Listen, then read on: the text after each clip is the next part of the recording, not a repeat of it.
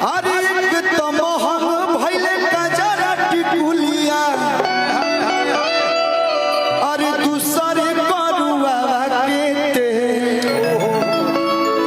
अच्छा महंगा भइल कि ना भैया? 227 रुपये किलो हो गया। रिकॉर्डिंग हम डांस करे हम गायक हैं। लगा दी लगा दो। अच्छा हाँ एगो हो जाएगा। शालिनी जी भी बोल रही थी क्या कि सर एगो डांस होना चाहिए। हाँ होना चाहिए भाई। क्या जी? पारुल जी के साथ एगो हम गाना कर रहे हैं। गाना तरह होली के, लेकिन वो अभी तक ट्रेंडिंग में बा। हमारे देवारू हो सब तोहरे बा, बाकी पियावा से प्यार पियावा से तोनी गहरे बा। अरे बुआ बाबा जलाया चार के खाली गिलास में ढार के आजा हम मन करे डाला तू घर के, बाकी छोड़ दो जगहिया भता के। लेकिन बहुत अच्छी हैं आप लोग। लगा दीजिए कि एगो डांस लगा दीजिए कि एक तो मोहन भइले कजरा टिकुलिया, और दूसरे करुआ के तेल। रउआ लोग के मालूम हो कि डीजल पेट्रोल के दाम बढ़ता। बियाह शादी भइल बा, हमार भइल बा त हमरा मालूम बा। लिपस्टिक के भी दाम बढ़ गइल बा। हई मैं ब्रांडेड लगावे ला लोग कि एक तो मोहन भइले कजरा टिकुलिया। हेलो रुक रे, दूसरे करुआ के तेल। हत तीसरे मोहन भइले देवर तार भैया, असुतिले से जरिया के। Thank you so much. तो आइए कि तहरा राजा जी के दिला टूट जाए, कि सारी रात सुतवनी हो ए राजा कवारी में। अयब का हाथ लगावे लो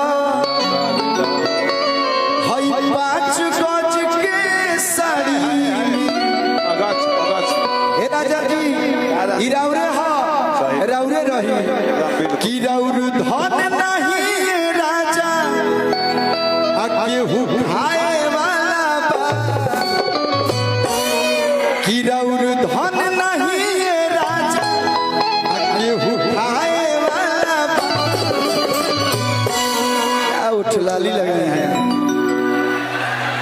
यो कौन नहीं की तकाना कि छोड़ी छोड़ी उठलाली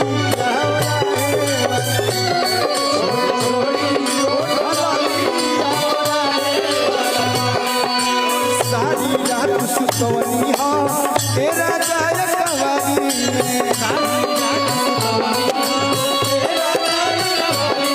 और अब का हाथ लगावे लो 5 गज के साड़ी में।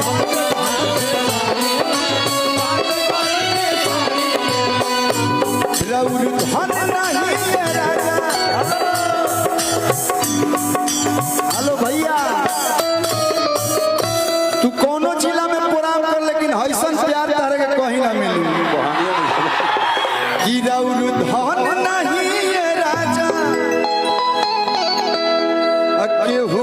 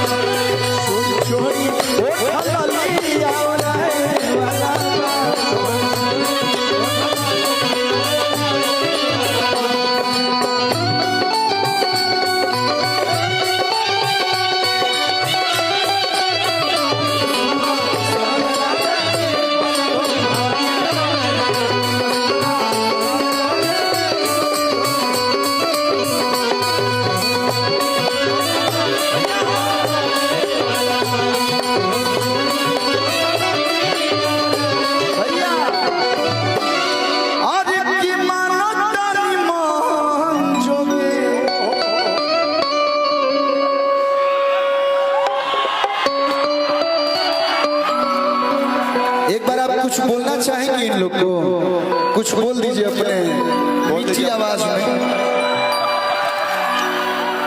क्या हाल रितेश बहुत भाई प्यार डांसर भाई, माइक इतना प्यार कलू सर वो तो पहले ही बताइले रहने, लेकिन इतना प्यार देख के सब केहू के कहल चाहब love you. Same to you love you serious. ई आ रहा है ज्यादा लव यू मत कहने तो लड़का सीधे घर में लेके जाए लगे से। अरे की मानो तारी मन जोगे पानी रहुआ मोरा हत रोज रोज काहे दिल को में तो